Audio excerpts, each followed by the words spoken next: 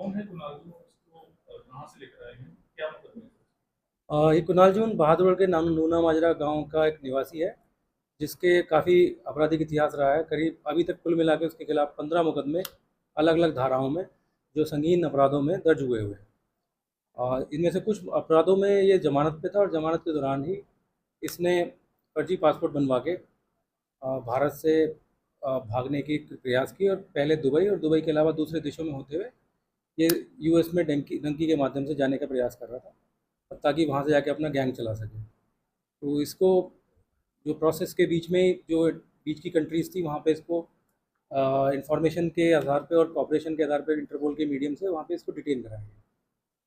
और डिटेंशन के बाद में उसकी फर्दर जो कार्रवाई है, उस कार्रवाई के आधार पे, एक्स्ट्राडिशन रिक्वेस्ट के आधार पे इसके खिलाफ संबंधित देश कजाकिस्तान में कार्रवाई चल रही थी। उसकी अप्रूवल के बाद में इसको हिंदुस्तान लाया जा सका है। गया कैसे था? ये 1 सितंबर को यहाँ दिल्ली से शारजा की ये फ़्लाइट से गया था, उसी पासपोर्ट का इस्तेमाल करके। उसके बाद में करीब 26-27 सितंबर तक ये शारजा दुबई में रहा। उसके बाद में फर्दर दूसरे अन्य देशों जैसे अजरबैजान और कजाकिस्तान में इसके द्वारा कुछ समय बिताया गया था। और ये कजाकिस्तान में अरेस्ट होने से पहले इसका इरादा आगे यूक्रेन जाने का था, और यूक्रेन के बाद आगे फर्दर यूएसए के लिए डंकी रूट से जाने का। कौन कौन से बड़े मामले थे? इनके मुख्य मामलों में आप जैसे देखें तो एक रोहतक में अभी ट्रिपल मर्डर हुआ था 20 सितंबर को। उस ट्रिपल मर्डर में इसके द्वारा खुद क्लेम भी किया गया था बाकी लोगों के सारे में। उस ट्रिपल मर्डर में जो दूसरे विरोधी ग्रुप था सुमित मल्होत्रा, उसके 3 लोगों की मृत्यु हुई थी, और राहुल बाबा गैंग का उसमें ना हाथ सामने आया था। तो राहुल बाबा का निकट संबंध सहयोगी है, उसका साथी है, उसके गैंग के साथ काम करता है। इसके अलावा इसने एक बहादुरगढ़ में भी एक आदमी को गोली चला के धमकी देने की एक घटना और अपराध दर्ज हुआ था, उसकी तफ्तीश की गई है।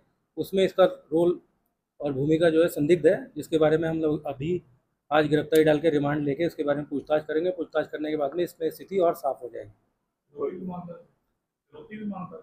ये अभी पूछताछ की, क्योंकि 1 साल से करीब इसका डिटेंशन का पीरियड बाहर है, तो इस बीच में क्या इसने फ़ोन किए हैं नहीं किए हैं, क्योंकि वहाँ इवन डिटेंशन के दौरान क्या इसको जेल के अंदर मोबाइल की सुविधा थी या नहीं थी, ये चीज़ अब पूछताछ के दौरान चेक की जाएगी। तो पहले कौन से? एक बहादुरगढ़ के ही एक मुकदमे में ये एक्सटॉर्शन के मुकदमे में पहले गिरफ्तार हुआ है, और इसके अलावा आर्म्स एक्ट के कई सारे मुकदमे हैं, और इवन प्रिजन के रहने के दौरान मोबाइल का इस्तेमाल का मुकदमा भी इसके खिलाफ दर्ज हुआ था। कोई नाम वगैरह इसका? इनाम का भी मुझे कोई इस तरह की सूचना नहीं है, मगर इसकी गिरफ्तारी के लिए एसटीएफ की तरफ से, बहादुरगढ़ पुलिस, झज्जर की पुलिस की तरफ से डिफरेंट एजेंसीज और ख़ासतौर पे इंटरपोल चैनल्स और जो एक्सट्राडिशन के अलग अलग चैनल्स हैं, उनका पूरी तरह से इस्तेमाल किया गया। लगातार कोऑर्डिनेशन में, मेहनत से, डॉक्यूमेंटेशन से इसकी बाहर इंडिया लाने के लिए जो प्रयास किए जा रहे थे, जारी किए जा रहे थे, वो वाकई बहुत तेज़ स्पीड से और गंभीरता से किए जा रहे थे। तो इसकी वजह से ये संभव हो सका है कि इतने कम समय में एक अपराधी जो कि विदेश में जाके शरण प्राप्त करने की कोशिश कर रहा था, उसको यहाँ लाया जा सका। सर क्राइम में आने से पहले ये लड़का इसकी एजुकेशनल जो है वो तो करीब आई थिंक ये 12th पास है, मगर लोकल काम में आसपास इसके पिताजी का भी कुछ संदिग्ध गतिविधियों के बारे में परिवार के, वो हमारे संज्ञान में इसकी गिरफ्तारी के बाद में आई थी, जिसके बारे में हम लोग जांच कर रहे हैं।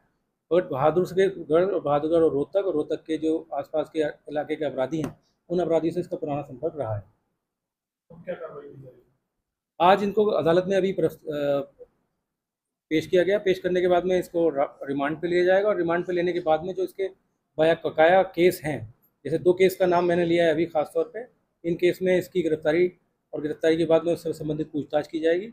इसके अलावा बाकी जो मुकदमे में जिनकी इसमें तारीखें तोड़ी हैं और वहाँ से ट्रायल के दौरान तारीखों को पेश नहीं हुआ, उसमें सब में ये भगोड़ा अपराधी घोषित किया हुआ है, और भगोड़ा अपराधी होने के कारण जेल से इस संबंध में जो मुकदमे दर्ज हुए होंगे और जो कार्रवाई होगी, वो अदालत के आदेश के अनुसार अमल में लाई जाएगी। और भी साथी हैं? अभी ये तफ्तीश के दौरान क्लियर होगा कि इस फरारी के दौरान कौन उसको मदद कर रहे थे, इसका पासपोर्ट बनवाने में किन लोगों ने मदद की। एक मुकदमा इसके फर्जी पासपोर्ट के संबंध में एसटीएफ बहादुरगढ़ उसकी तफ्तीश कर रही है, और उसके संबंध में हमने कुछ लोगों की गिरफ्तारी की है। मगर उसमें फर्जी दस्तावेज किसने बनाए थे और कागज़ किसने बनाए थे, इसके संबंध में अभी तफ्तीश इसकी गहन जांच की जाएगी, इसकी मौजूदगी में, इसकी इंटरोगेशन के दौरान।